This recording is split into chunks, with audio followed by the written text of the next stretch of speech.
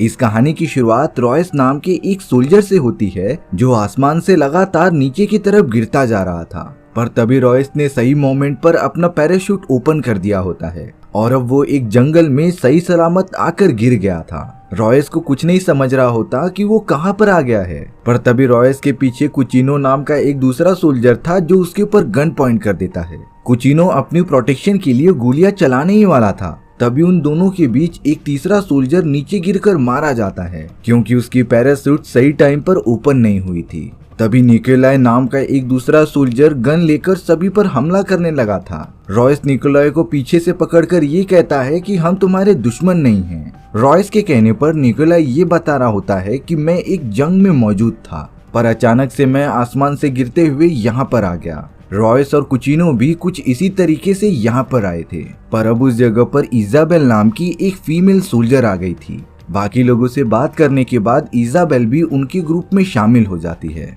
अब उन चारों सोल्जर्स को अपने सवाल का जवाब पता करना था कि आखिर वो यहाँ पर कैसे पहुँच गए। थोड़ी दूर पर जाने के बाद ही उन्हें दो सोल्जर्स एक दूसरे से लड़ाई करते हुए दिखाए जाते हैं। उन सोल्जर्स से भी बात करके रॉयस को ये पता चला कि वो अलग अलग जगहों से यहाँ पर लाए गए हैं। तभी उन्हें पेड़ के ऊपर फंसा हुआ एक डॉक्टर मिलता है जिसका नाम एडविन था। रॉयस डॉक्टर एडविन को वहां से निकलने में मदद करता है, पर अब तक उन्हें जरा भी अंदाजा नहीं था कि वो कहां पर आ चुके हैं। रॉयस एक लीडर की तरह सोल्जर्स को ये कहता है कि उन सभी को मिलकर आगे बढ़ना पड़ेगा।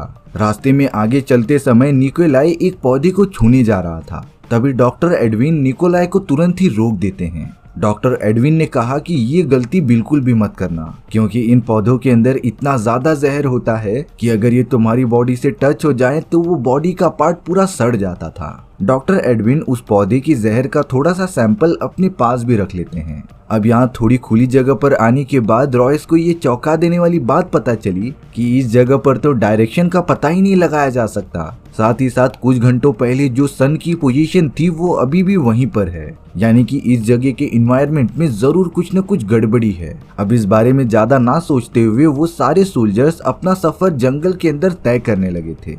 रास्ते में उन्हें बहुत ही बड़े बड़े केजेस दिखाई देते हैं। वहां जांच पड़ताल करते समय ही उन सभी सोल्जर्स के ऊपर कुछ अजीब तरीके के बिछाए गए जाल से हमला हो जाता है। यहाँ इजाबेल तो लकड़ी के टुकड़ों से बच गई थी, पर वो गड्ढे के अंदर गिरने वाली होती है, पर रॉयस ने सही समय पर आकर इजाबेल को बचा लिया था। सोल्जर्स को तो वहां पर एक आदमी की डेड बॉडी मिली थी जिसकी बहुत ही बुरी तरीके से मौत हो चुकी होती है, लेकिन उनमें से किसी को भी आइडिया नहीं था कि पेड़ पर मौजूद कोई एक इनविजिबल चीज उनके ऊपर नजर रख रही है। लेकिन यहाँ थोड़ी ही देर में जंगल के अंदर से कुछ अजीबोगरीब आवाजें आने लगती हैं। जब उन सोल्जर्स ने ठीक अपने सामने देखा तब बहुत ही खतरनाक क्रिएचर्स उनकी तरफ बढ़ रहे थे हमला करने के लिए।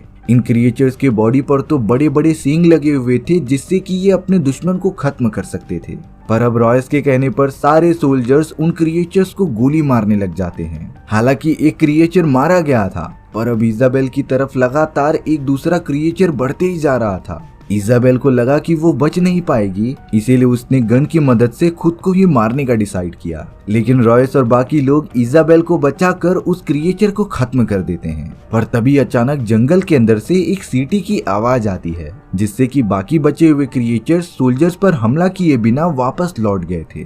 किसी को कुछ नहीं समझ में आता कि आखिर उनके साथ हुआ क्या और वो क्रिएचर्स वापस क्यों चले गए। काफी गौर से सोचने के बाद रॉयस को सारी बातें पता चल गई थी। रॉयस सोल्जर्स को बताता है कि हम सब बुरी तरीके से फंस चुके हैं। दरअसल इस जंगल के अंदर एक ऐसा खतरनाक शिकारी है जो हमारा शिकार करना चाहता है और ये पूरा जाल उसी ने ही हमारे लिए बिछाया था, यानी कि अब उन सभी को अपना हर एक कदम बड़ा संभाल कर रखना पड़ेगा। अब थोड़ी दूर तक चलने के बाद वो सब ऐसे ग्राउंड पर पहुंच जाते हैं जहां पर किसी खतरनाक क्रिएचर यानी कि प्रेडेटर की बॉडी लटकी हुई थी। सभी लोग ये सारी चीजें देखकर काफी ज्यादा डर गए थे, लेकिन इजाबेल को रॉयस कहीं भी दिखाई नहीं दे रहा होता। तभी अचानक एक सोल्जर के ऊपर किसी खतरनाक क्रिएचर ने हमला कर दिया था जो उसके पूरी बॉडी के आर पार हो जाता है।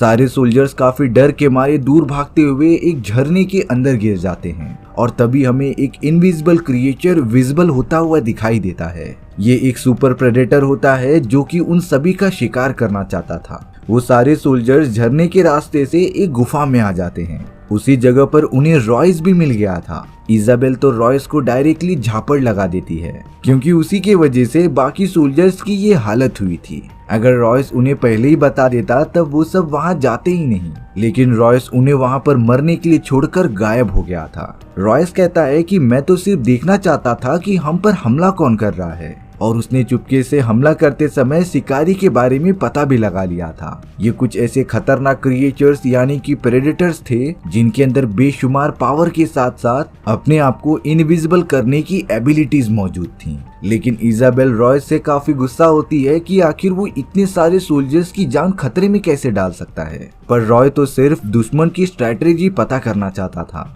अब यहाँ वो सारे लोग जंगल की एक सेफ जगह पर जाकर छुप जाते हैं। उन्हें एक शॉकिंग बात भी पता चल गई थी कि वो सब अर्थ पर नहीं बल्कि किसी अलग ही प्लेनेट पर मौजूद हैं। यहाँ रॉयस इजाबेल से कुछ बातें ही कर रहा था, तभी उन्हें झाड़ियों के बीच में से कुछ आवाजें आने लगती हैं। सारे सोल्जर्स तुरंत चौकन्ना होकर उसकी तरफ बढ़ने लगे थे, और अब उन सभी सोल्जर्स ने गन की मदद से उस अनजान चीज पर गोली चला दी थी। लेकिन वो कोई क्रिएचर नहीं बल्कि जंगल का एक नॉर्मल जानवर होता है।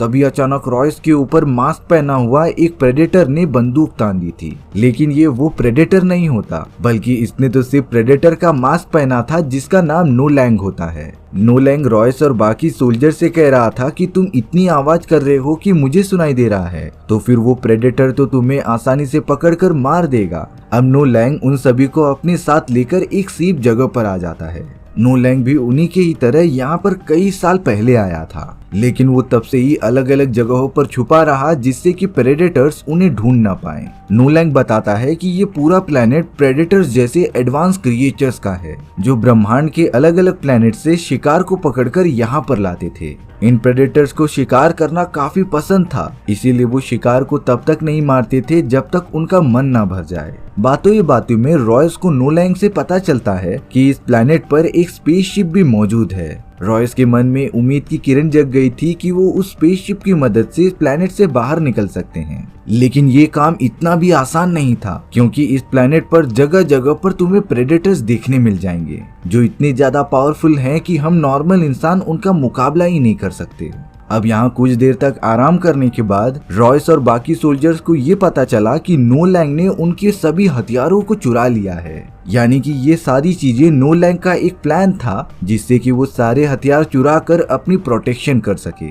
इसीलिए अब रॉयस ने गुस्से में आकर नो लैंग के ऊपर एक ग्रेनेड फेंक दिया था। देखते ही देखते वहां पर एक छोटा सा धमाका हो गया था, लेकिन इस धमाके ने बाहर मौजूद उस प्रेडेटर का ध्यान आकर्षित कर लिया होता है। वो प्रेडेटर तुरंत ही उन सभी सोल्जर्स को मारने के लिए उनके पास चला गया था, जिसने अंदर आते ही नो लैंग को जान से मार दिया और बाकी सोल्जर्स को ढूंढने लगा। हालांकि रॉयस अपने कुछ सोल्जर साथियों को लेकर तुरंत ही वहां से निकल पड़ा था, पर अब उस प्रेडेटर ने निकोलाई के ऊपर लेजर बीम मारना स्टार्ट कर दिया होता है। निकोलाई की बॉडी से तो वो लेजर बीम आर पार हो गई थी। निकोलाई को भी पता चल गया था कि उसका बचना नामुमकिन है, इसीलिए सारे सोल्जर्स के बाहर जाने के बाद उसने बहुत सारे ग्रेनेड प्रेडेटर के पास जाकर ब्लास्ट कर दिए थे, जिससे कि धमाके के कारण निकोलाई के साथ साथ वो प्रेडेटर भी मारा जाता है। रॉयस को इस बात की खुशी हो रही थी कि उन लोगों ने प्रेडेटर को खत्म कर दिया है, पर तभी अचानक एक दूसरे सुपर प्रेडेटर ने उनके ऊपर हमला कर दिया था।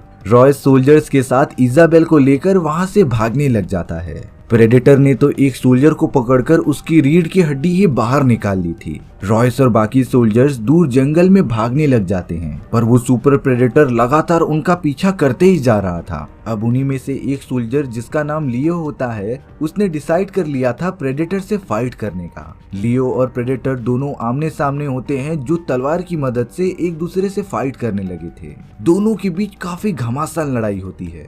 इस लड़ाई के अंदर तो लियो और वो प्रेडेटर दोनों ही मारे गए थे, लेकिन अभी भी एक सुपर प्रेडेटर बचा हुआ था जो आगे बढ़ रहा था सोल्जर्स को मारने के लिए। अब यहाँ जंगल में भागते समय डॉक्टर एडविन का पैर एक फंदे में फंस जाता है। हालांकि रॉयस उसे निकालने की काफी कोशिश कर रहा था, पर जब उसे पता चल गया कि डॉक्टर एडविन को बचाने का कोई रास्ता ही नहीं है, इसीलिए वो इजाबेल को कह रहा था कि हमें आगे बढ़ना चाहिए। लेकिन इजाबेल डॉक्टर एडविन को इस तरीके से मुसीबत में छोड़कर जा नहीं सकती थी, इसीलिए रॉयस अपने दिल पर पत्थर रखकर आगे बढ़ना स्टार्ट कर देता है। रॉयस के पास एक प्लान था। रॉयस तुरंत ही लकड़ी पर रखे हुए उस दूसरे प्रेडेटर के पास चला जाता है जो शायद से सुपर प्रेडेटर का दुश्मन था। रॉयस पुराने वाले प्रेडेटर को साइन लैंग्वेज में अपनी बातें समझाता है। वो प्रेडेटर से इतना कहना चाहता था कि तुम मेरी मदद करो और मैं तुम्हारी मदद करूंगा। हम सबको कैसे भी करके स्पेसशिप की मदद से अर्थ पर जाना है। इसीलिए अब रॉयस प्रेडेटर को कैद से आजाद कर देता है।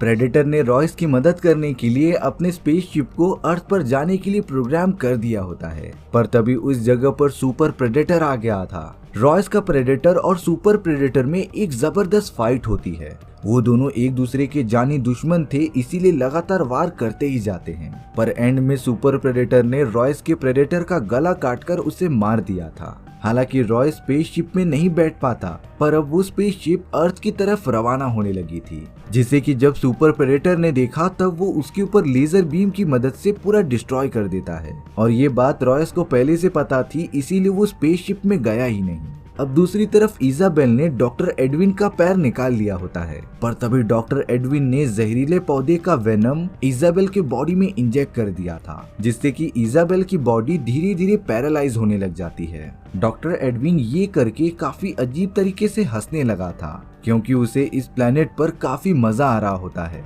डॉक्टर एडविन पृथ्वी पर एक सीरियल किलर था और सारे लोग उसे अपराधी मानकर जेल में ही रखते थे, लेकिन डॉक्टर एडविन इस जगह पर पूरी तरीके से आजाद था और अब वो अपने सामने आने वाले सभी लोगों को मार देगा। अब यहाँ रॉयस इजाबेल को ढूंढते हुए वहाँ पर पहुँच जाता है। रॉयस समझ नहीं पा रहा था कि इजाबेल की ये हालत किसने की। डॉक्टर एडविन जो कि रॉयस के पीछे ही खड़ा था, वो तुरंत ही रॉयस के ऊपर भी हमला करने आ जाता है, लेकिन रॉयस ने बड़ी चालाकी दिखाते हुए डॉक्टर एडविन का जहर उसके ही बॉडी में डाल दिया था। और अब रॉयस के पास एक और प्लान था उस सुपर प्रेडेटर को जान से मारने के लिए। रॉयस ने डॉक्टर एडविन की बॉडी को चारा बनाया उस सुपर प्रेडेटर को अट्रैक्ट करने के लिए, और जब वो सुपर प्रेडेटर डॉक्टर एडविन के पास आता है तब एक बहुत ही बड़ा ब्लास्ट हुआ था, क्योंकि रॉयस ने डॉक्टर एडविन की बॉडी पर ग्रेनेड्स लगा दिए थे।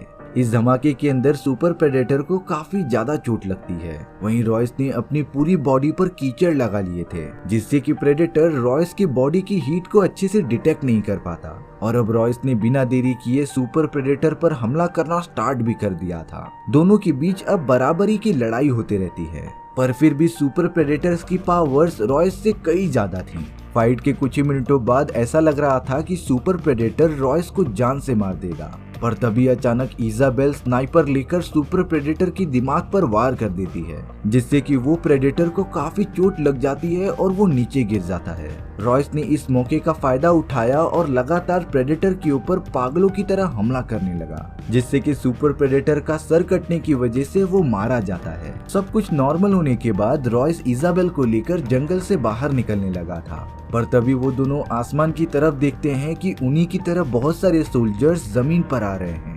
रॉयस इजाबेल से खुश होकर कहता है कि चलो अब इस प्लेनेट से बाहर निकलते हैं, और इसी के साथ हमारी ये डरा देने वाली कहानी यहीं पर खत्म हो गई थी। सो व्यूअर्स, आपको ये स्टोरी कैसी लगी कमेंट सेक्शन में बताना भूलना मत, और अगर आपको मेरा एक्सप्लेनेशन 1% भी अच्छा लगा होगा ना तो वीडियो को लाइक भी कर देना। मिलते हैं नेक्स्ट वीडियो में, सी या।